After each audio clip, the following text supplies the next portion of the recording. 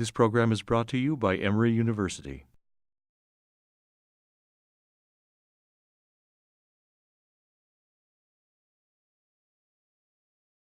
Thank you, Bobby. They told me to be short.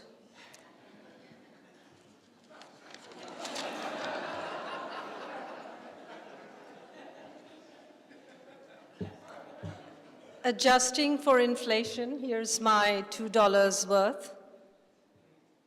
What you're looking at here is the result of twinned acts of trust and care.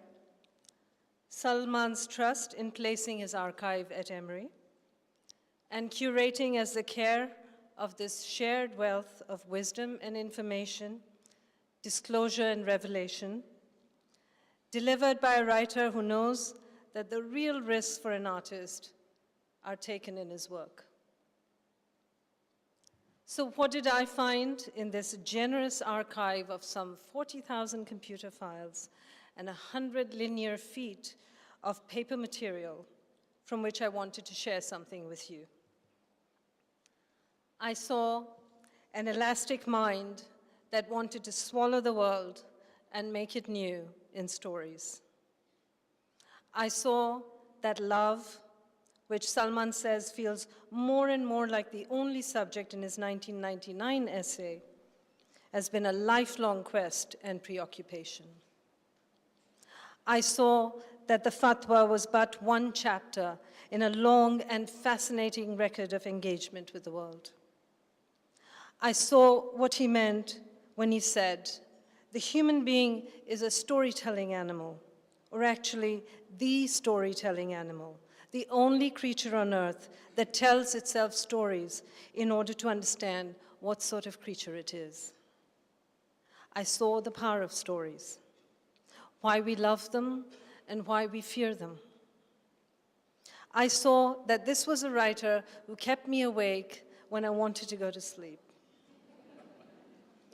Going through box after box, file after file on the computer, I was reminded of the ending of each story in the Arabian Nights, one of Rushdie's favorite books growing up in Bombay.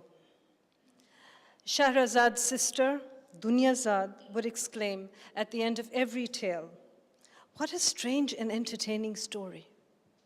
And Shahrazad would invariably reply, "What is this compared with what I shall tell you tomorrow night?" The archive, the house of record, is a word that seems to dwell in the past. This one promises the future. Here's to 1,001 more stories, at least, from our favorite storytelling animal, Salman Rushdie. Thank you. And now, I ask Salman's friend and distinguished filmmaker, Deepa Mehta, to take the floor, followed by Christopher Hitchens, if he would offer us a toast as well. Where is Deepa? Please join us. Yes, you're on. Please, welcome.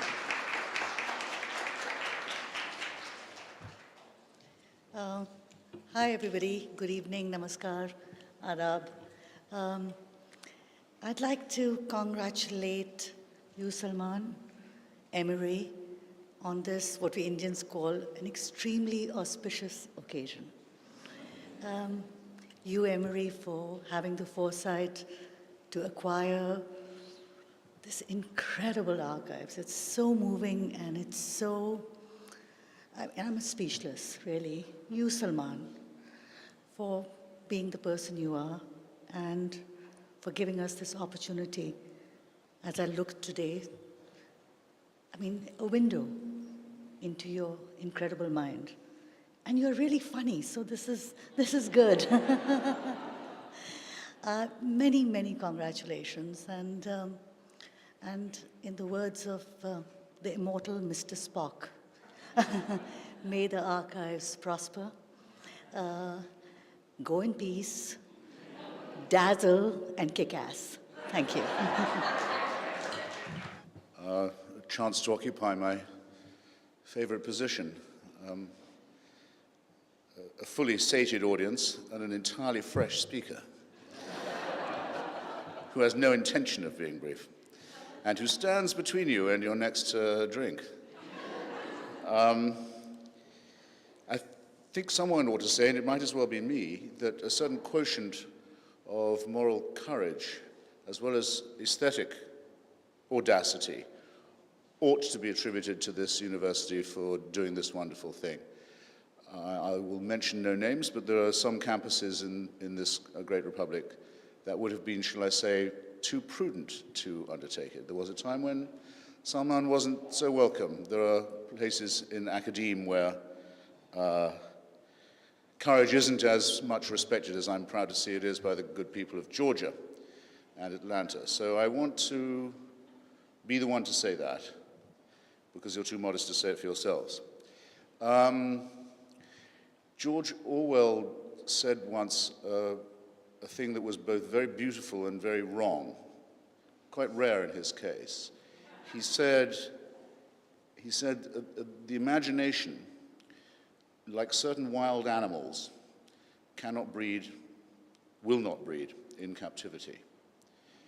Now, I don't think I breach any confidence with my dear friend Sir Salman when I tell you that he once said to me in the bad years that went on for so long and that I was reliving as I walked around earlier, reflecting today, that he said to me once he wasn't at all frightened, or not as much frightened, of the death squads and the possibility that they might eventually close on him, as he was frightened by the idea that he might lose the will or the ability to write from the constant disruption, the continual moving. You remember the bad years, the endless distraction and the need to concentrate on things that are non-literary. And for this reason, one of my favorite novels of yours, my dear, is The Moor's Last Sigh, because it was the conclusive proof that even in these most dire and arduous conditions, by no means had these barbaric hoodlums been able to rob you of the ability to write. Not that alone I would make as a tribute, but that in this book you made the most generous attribution to the cultural fusion between Islam and the West that was once represented in the glorious civilization of Al-Andalus, as we think of it, Andalusia. So I become very affected when I think of what a long road it's been to get to such a very delightful soiree as this.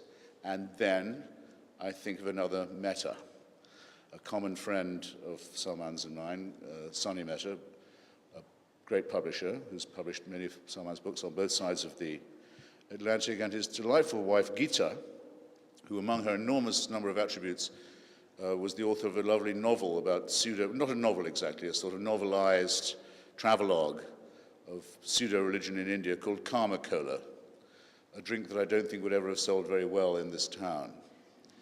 And we were once all together at a meeting of the Writers' Union in Cuba. It was in 1988, early 89. It was the year that was to be so wonderful for everyone else in the world who cared about free expression, and such a bad year for Salman, as it was to turn out. And glasnost and perestroika were breaking through, though not quite in Cuba.